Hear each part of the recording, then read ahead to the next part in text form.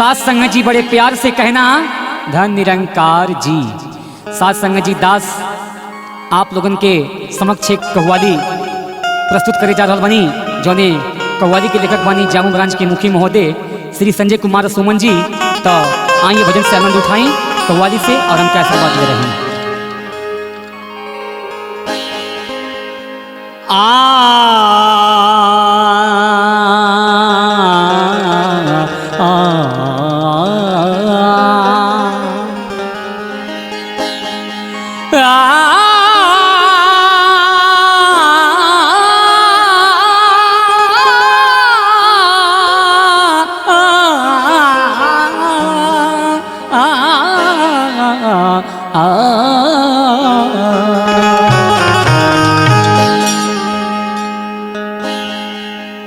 सदा पापी से पापी को तुमने भव से तारी हो,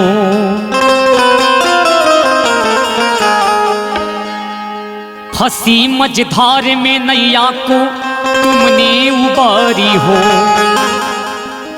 न जाने कौन सी मुझसे भूल हुई है मेरी सतगुरु मैया, तुम अपने इस सुर बालक को तुमने दिल से बिसारी हो।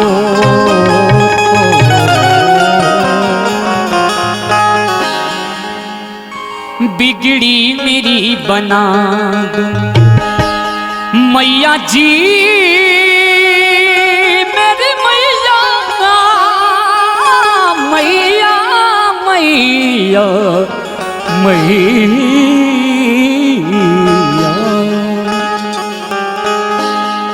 बिगड़ी मेरी बना दो, बिगड़ी मेरी बना दो मेरी मैया, बिगड़ी मेरी बना दो मेरी मैया, बिगड़ी मेरी बना दो सतगुरु मेरी मैया।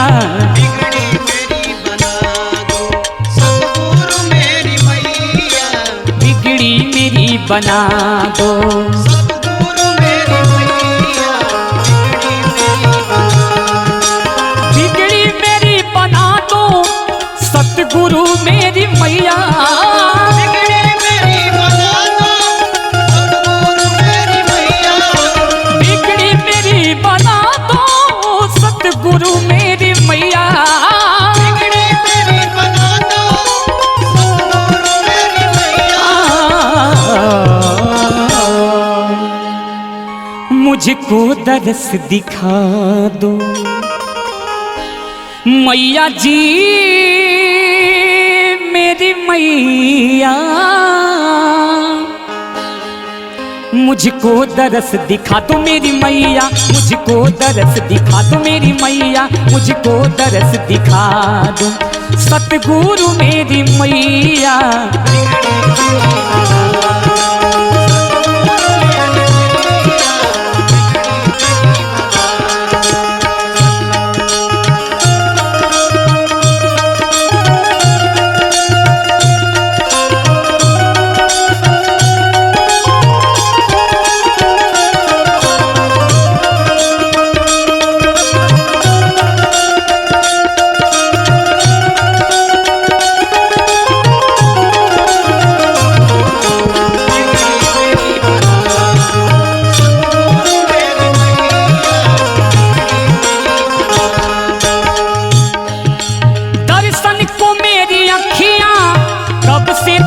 रही है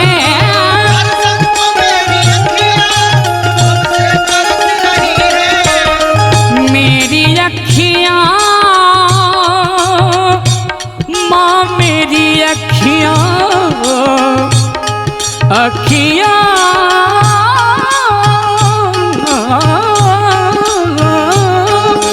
दर्शन को मेरी अखियां कब से तरस रही है।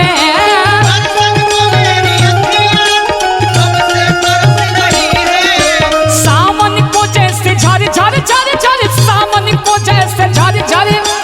अखियां बरस रही है,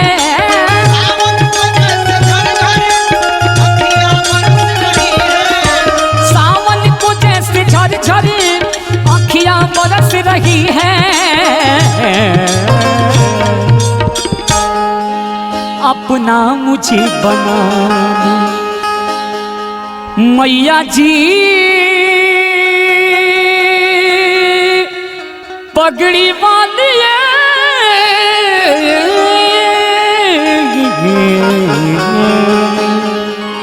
अपना मुझे बना लो मेरी मैया, अपना मुझे बना लो मेरी मैया, अपना मुझे बना लो सतगुरु मेरी मैया, अपना मुझे बना लो सतगुरु मेरी मैया।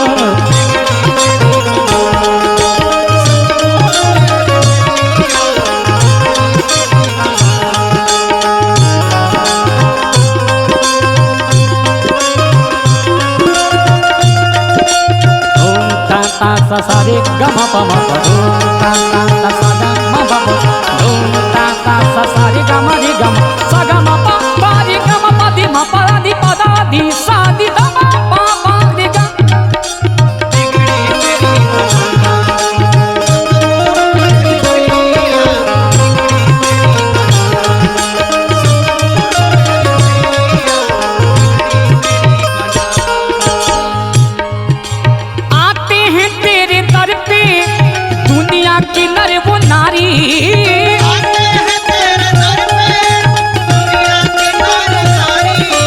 सुनती हो सबकी बिनती ओ मैया मेहरा वाली,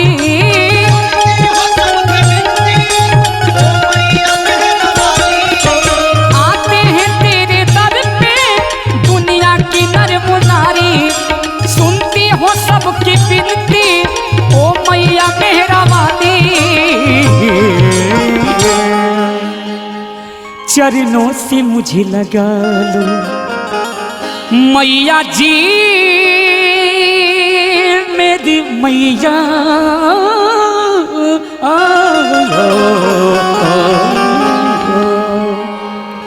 चरणों से मुझे लगा लो मेरी मैया, चरणों से मुझे लगा लो सतगुरु मेरी मैया।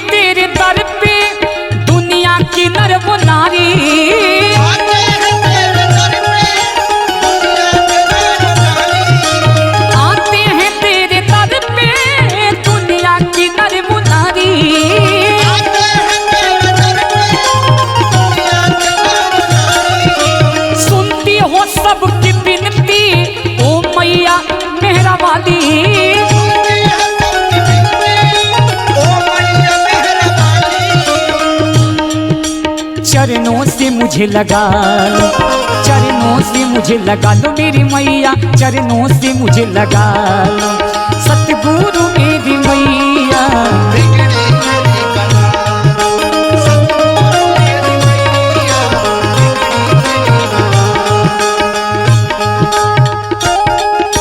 राहुल सुमन को तुमने पतवार बन गई हो,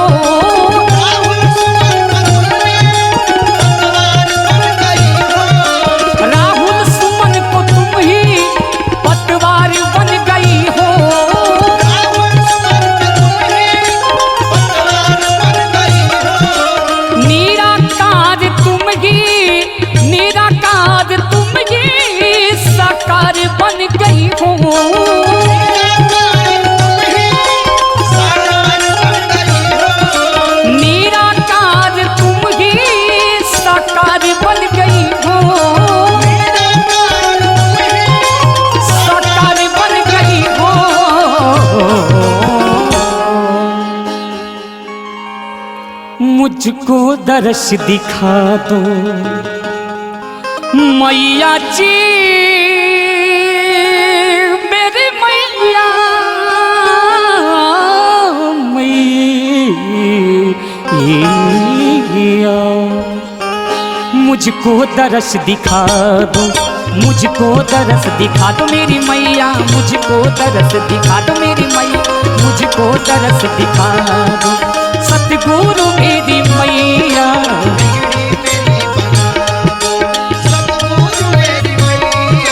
बिगड़ी मेरी बना दो सतगुरु मेरी मैया।